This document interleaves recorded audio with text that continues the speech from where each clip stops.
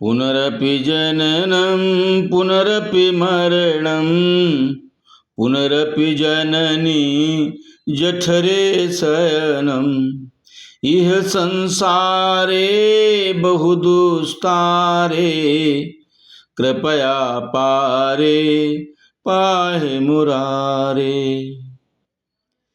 ये संसार में बार बार जन्म लेना, बार बार मरना और बार बार माँ के गर्भ में आना, बच्चा बनना, फिर बड़ा होना, बच्चे पैदा करना और फिर मर जाना, ये बड़ा कष्टप्रद है, दुखकर है संसार।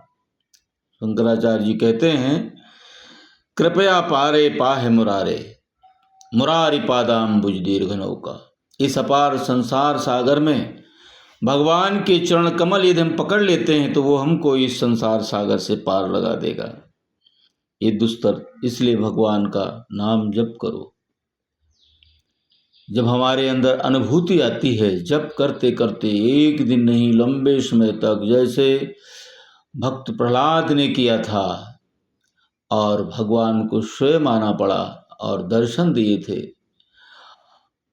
ध्रुव को आके ने तपस्या किया था। तो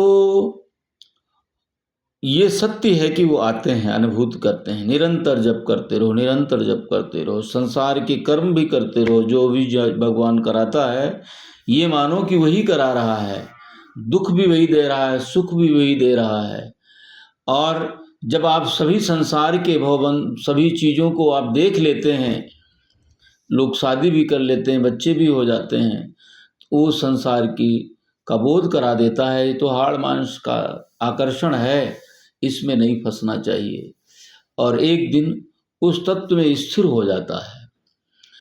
फिर हम उधर भागना नहीं पड़ता, हमको वासनाओं की तरफ, भोग की तरफ नहीं भागना पड़ता है। इसलिए जो भगवान कर्म करा रहे हैं उनको करते हुए आगे बढ़े। ये माने कि वो महामाया शक्ति ही हमसे करा रही है, शक्ति दे रही है, ऊर्जा दे रही है और संसाधन दे रही है।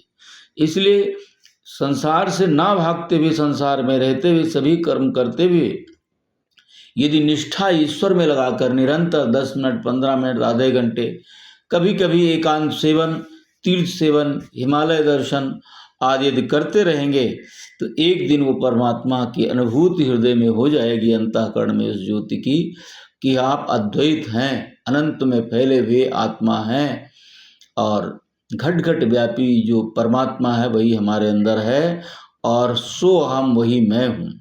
सच्चिदानंदो हम, मैं आनंद में हूँ, सच्चित आनंद हूँ।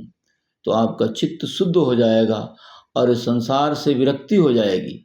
आप किसी से बोलेंगे नहीं, लेकिन आप विरक्ति में रहेंगे। जैसे जल में कमल रहता है, जैसे तालाब में एक बूंद तेल की डाल दी जाए अलग रहती है, वैसे आप अलग रहते हुए मौन और शांति से उस ईश्वर में रहते हुए, ईश्वर को प्राप्त करते हुए जब आपका शरीर पूर्ण होगा तो उस परमात्मा में विलीन हो जाएंगे।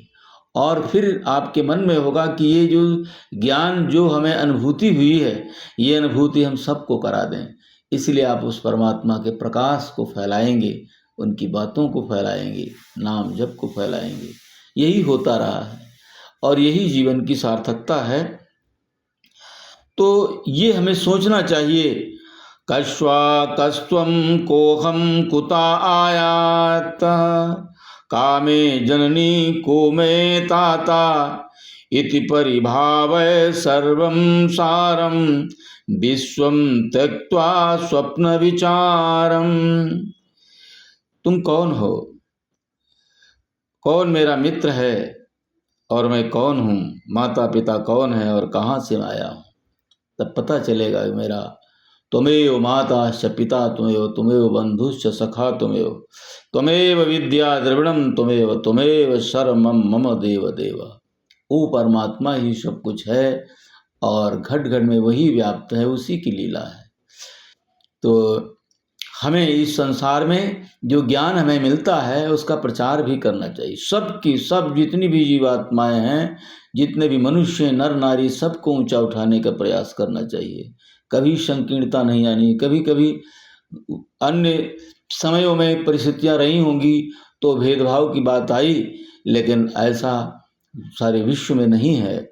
सभी परमात्मा के अंश हैं, सबको ऊंचा उठने का अधिकार है। सबके अंदर वो ज्योति आ जाए तो उन्नति करेंगे, फिर हमारा राष्ट्र और समाज विकसित होगा। इसलिए संकीर्ण विचार भावनाओं को अपने अंदर से निकालना भी एक साधना है। हम निकाल नहीं पाते हैं, निष्ठुर बन जाते हैं। ये तो विमूढ़ता है, रूढ़िवादिता है। गतिशील है जल, गंगा भी गतिशील है, हर समय चक्र गतिशील है। हमारे विचार और हमारी भावनाओं में, हमारे ज्ञान में भी वृद्धि